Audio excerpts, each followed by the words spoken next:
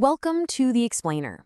Today, we're diving into a single action-packed adventure to see exactly how a master storyteller puts a character through the ringer, forging them into a hero through one escalating test after another. All right, so let's just jump right in. What does it really take to survive? It's a question you see in every great story, right? Is it just being strong or smart? Or is there something else, something deeper going on? Well, for one young girl, the answer to that question starts with something pretty simple: chasing a cat. We're going to follow the journey of Arya Stark as she gets thrown from what seems like a basic training exercise right into the heart of a deadly conspiracy. And believe me, this isn't just a story, it's a crucible. It's a series of trials that's going to test every single part of who she is. So here's where it all kicks off. Arya's got this, let's call him an unconventional teacher, Serial Pharrell. And he gives her one final test: catch a cat. But not just any cat. This is a notoriously difficult cat. This is all about pure skill. Yeah, see, her target is not your average neighborhood tabby. This one-eared black tomcat is an absolute legend in the castle. They call him the real king of the Red Keep. I mean, even the actual king, Robert Baratheon, gets a kick out of him. So for Arya, catching this cat isn't just about being fast. It's about outsmarting a creature whose reputation is honestly as big as any lord's in the castle.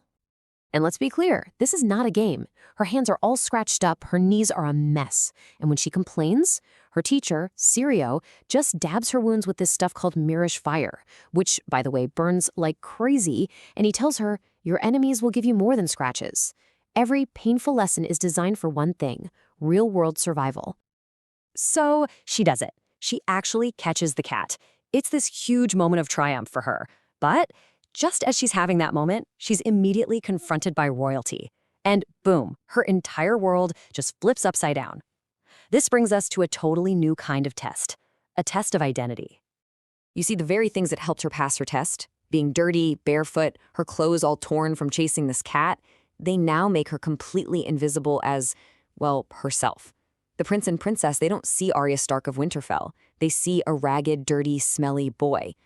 The irony here is just incredible. Her success in her training has completely erased her identity to the people who are supposed to know her.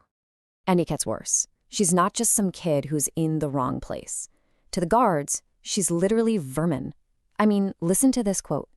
"You can't keep this sort out, like trying to keep out rats." The contempt there is just chilling. In their eyes, she's not a person. She's an infestation.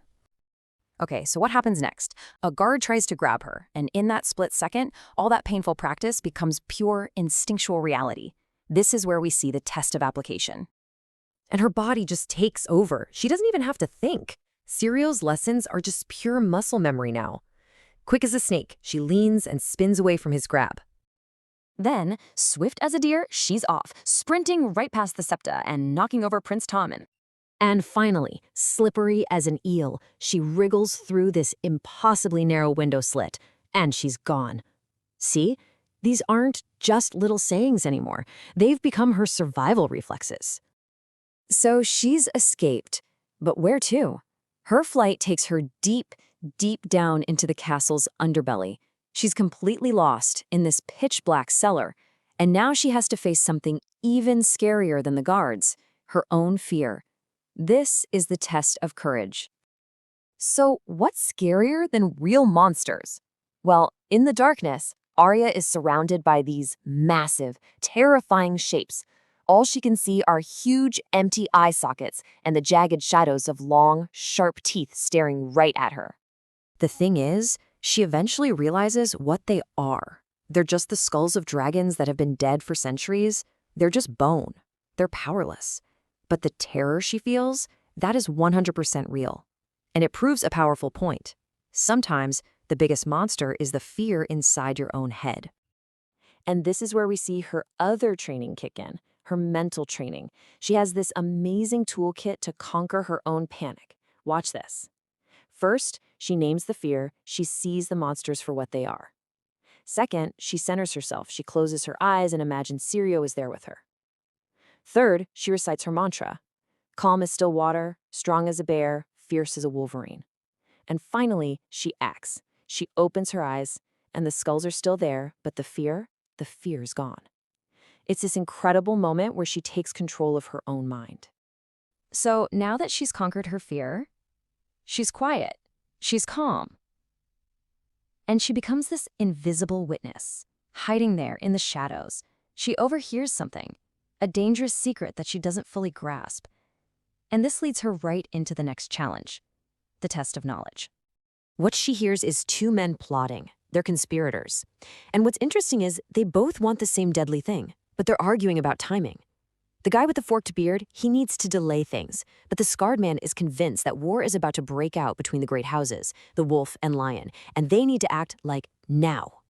And the scarred man just lays it all out.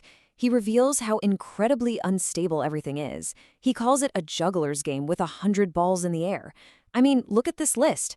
Every single one of these points is a match that could set the entire kingdom on fire. And who's standing right in the middle of this powder keg? Arya's father, the Hand of the King. Okay, so after this absolutely insane journey through dark cellars and who knows what else, Arya finally gets back to her father. She has to warn him. But this is her final test, and honestly, it might be the hardest one of all, the test of credibility. She just bursts in, right? And she's got these bits and pieces of what she heard, but they are terrifyingly accurate. They were talking about killing you. The wolf and the lion were going to eat each other. She's got the core threat, the metaphors. It's all there. It's raw intelligence, but it's coming from a panicked, breathless kid. And what does she get for it? This. This is the absolutely crushing response from her own father. Arya, they were mummers. He hears a couple of words like juggling, and he just dismisses everything. He decides her entire terrifying ordeal was just her making up stories about actors. He grabs onto the simplest, least scary explanation and just shuts her down. And here we are, full circle. Her identity makes her invisible all over again. The guard saw a street urchin, and now her own father just sees a little girl spinning wild tales. All that knowledge she gained, everything she went through, it's completely useless. Why? Because no one can see past the idea of who they think she is. So you see, this one single adventure shows us the entire process of forging a survivor. Think about it. She was tested on skill, on identity, on applying that skill, on courage, on knowledge, and finally on credibility. She went from being the prey to the predator, to a witness who holds a kingdom-shattering truth, but has absolutely no power to make anyone believe it. Which leaves us with a pretty chilling question, doesn't it? What is more dangerous than a whispered conspiracy? Maybe it's a truth that no one is willing to hear.